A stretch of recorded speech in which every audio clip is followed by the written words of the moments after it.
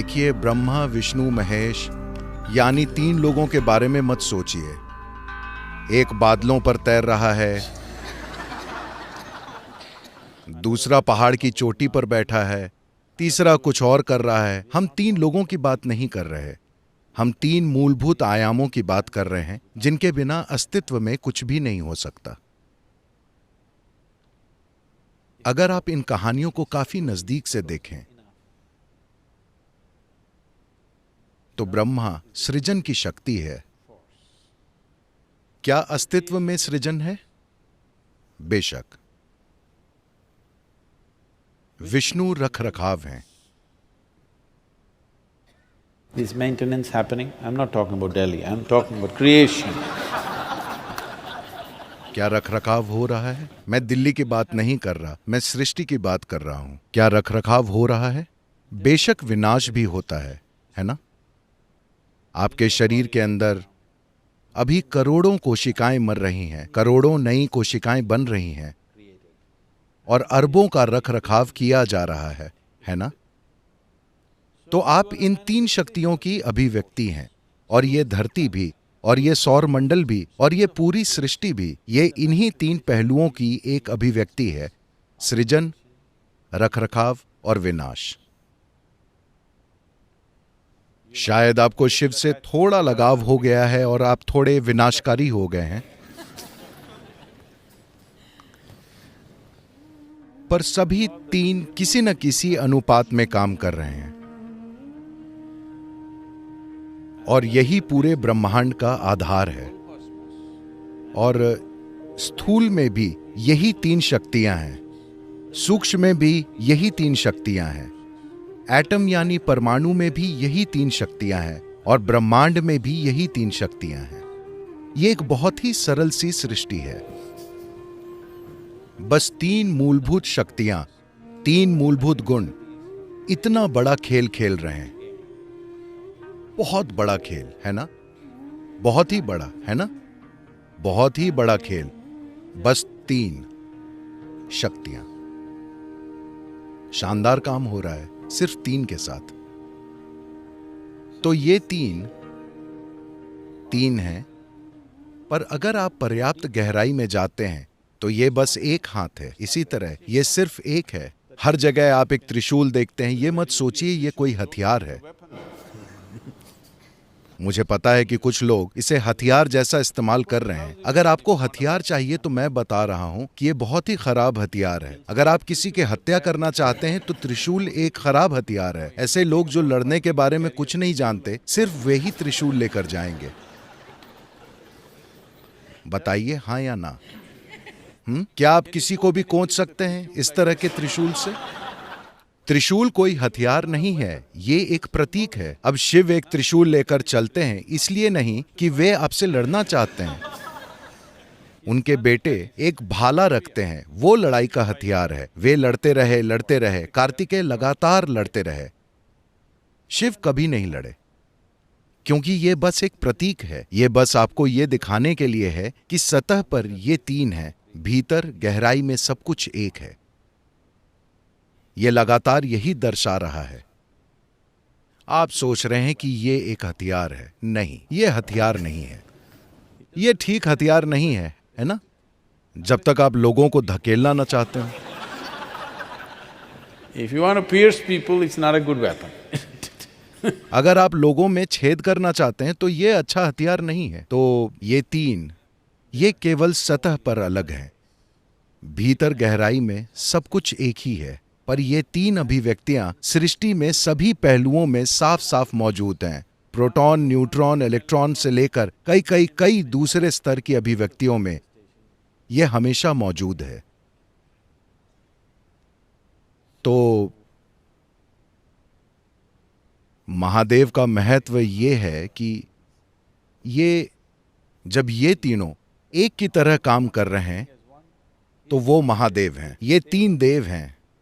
जब ये सभी एक के रूप में काम कर रहे हों तब ये महादेव हैं। तो हम विनाशक को महादेव कहते हैं क्योंकि इसका संबंध है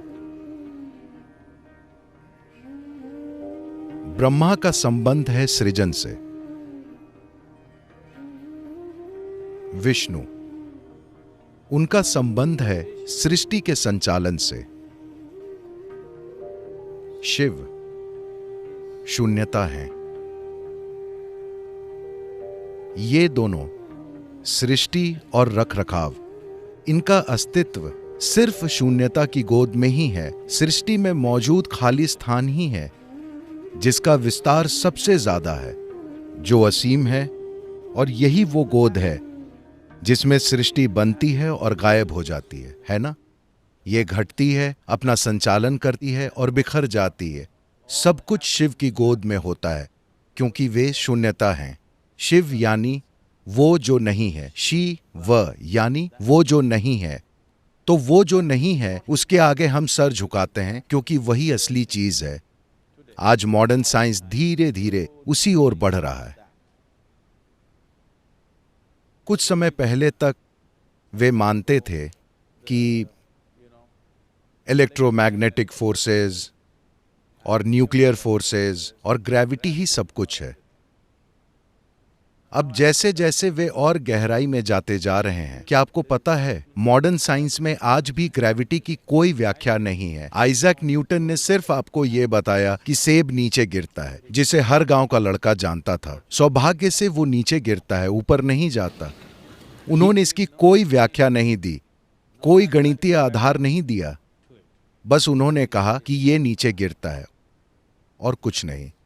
और तब से वे पता लगाने की कोशिश करते रहे हैं। उन्हें कम से कम दूसरी शक्तियों के बारे में पर्याप्त जानकारी है। ग्रेविटी एक ऐसी चीज है जिसने मॉडर्न साइंस को झकझोर दिया है। वो ये पता नहीं लगा पा रहे हैं कि ग्रेविटी इस तरह से क्यों काम करती है। तो आज वे व्याख्या दे रहे हैं कि एक समय था जब वे मानते थे कि सूरज की ग्रेविटी सभी ग्रहों को एक साथ थामे हुए है, किसी और चीज की ग्रेविटी सभी आकाश गंगाओं को एक साथ थामे हुए है।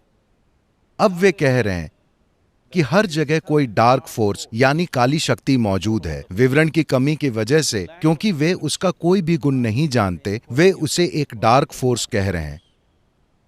और ऐसा लगता है कि यही डार्क फोर्स हर चीज को उसकी जगह पर थामे हुए है। उन्हें नहीं पता कि इस शक्ति की प्रकृति क्या है। इसे डार्क एनर्जी या डार्क फोर्स कहा जाता है। ये डार्क एनर्जी, पता है, हम शिव को हमेशा द डार्क वन कहते हैं। उन्हें हमेशा द डार्क वन कहा जाता है। उनकी रात महीने में सबसे डार्क यानी काली रात होती है।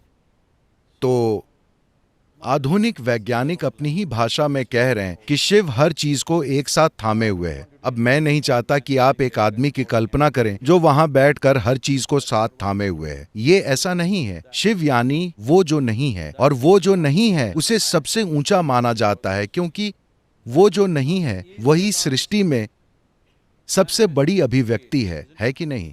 अगर आप ऊपर आसमान में देखें, क्या आप कभी देखते हैं? क्या आप कभी देखते हैं? ठीक है, मुझे आप पर भरोसा है। तो अगर आप आसमान में देखते हैं, चूंकि आपकी आंखें एक खास तरीके से बनी हैं, आपको लगेगा कि आसमान तारों से भरा है। यह हकीकत नहीं है। वहां सबसे बड़ी चीज है खाली अंधकार, है ना? जो आकाश गंगाएं आप वहां देखते हैं, वे तो बस छोटे छोटे बिंदु हैं। बाकी का विशाल विस्तार शून्य है ना? तो उसे ही हम शिव कह रहे हैं। पर इसके कई पहलू हैं। ऐसा इसलिए है क्योंकि हम एक देशी भाषाओं वाली संस्कृति हैं, क्योंकि हमें पता है कि अस्तित्व के कोई हिस्से नहीं हैं। क्या आपको लगता है कि सौर मंडल और बाकी की आकाश गंगा के बीच कोई सीमा रेखा है? नहीं। क्या एक आकाश गंगा और दूसरी आकाश गंगा के बीच कोई सीमा रेखा है, एलओसी? ऐसी कोई चीज नहीं है। इस अस्तित्व में कोई हिस्से नहीं है। तो हम एक देशी भाषाओं वाली संस्कृति हैं जहां इसके कोई हिस्से नहीं है। तो अगर मैं शिव की बात कर रहा हूं, जब मैं कहता हूं शिव, तो आपको पहचानना होगा कि मैं कौन से शिव की बात कर रहा हूं। मैं कहता हूं शिव और असीम शून्यता की बात करता हूं। मैं कहता हूं शिव और आदि योगी की बात करता हूं। मैं कहता हूं शिव और मैं उस मजदूर की बात कर रहा हूं जो अभी सड़क पर चल रहा है, जिसका नाम शिव है। ये सभी चीजें हम एक ही समय पे करते हैं। और यही कारण है कि अगर हम ऊपर असीम शून्यता की ओर देखें तो हम वही चीज करते हैं। अगर हम आदि योगी की ओर देखें तो हम वही चीज करेंगे। अगर मजदूर शिव यहाँ आसपास चल रहा है, शायद वो अनपढ़ हो, शायद वो बहुत सारी चीजें हों या कुछ भी ना हो, तब भी हम वही चीज करेंगे, क्योंकि हम जानते हैं कि हमने सोचा कि जिस डार्क एनर्जी की आप बात कर रहे हैं, शिव के इसे थामे बिना इस शरीर में भी अखंडता नहीं रहेगी, ये फट पड़ेगा। तो जब मैं आपकी ओर देखता हूं, मैं वही चीज करता हूं। देखिए, मैं चाहता हूं कि आप समझें कि ये एकमात्र ऐसी जगह है जहां ऐसी चीज मौजूद है। आप इसे अनजाने में कर रहे हैं, इसलिए इसका कोई मतलब नहीं है। आप अपने देवताओं के साथ जो करते हैं वही आप सबके साथ कर रहे हैं, है ना? ये व्यक्ति शायद नहीं जानता हो कि उसकी रचना का स्रोत क्या है, पर मैं उसे पहचानना चाहता हूं।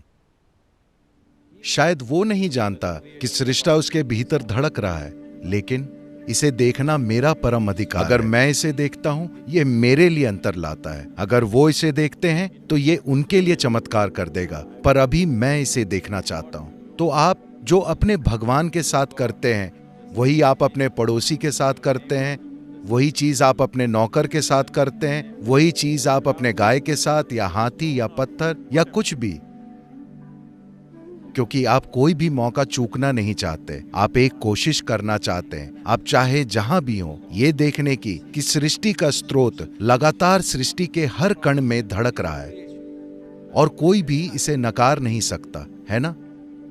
मॉडर्न साइंस भी नकार नहीं सकती कि सृष्टि का जो स्रोत है वो एक छोटे से अदृश्य एटम में भी कार्य कर रहा है कि नहीं?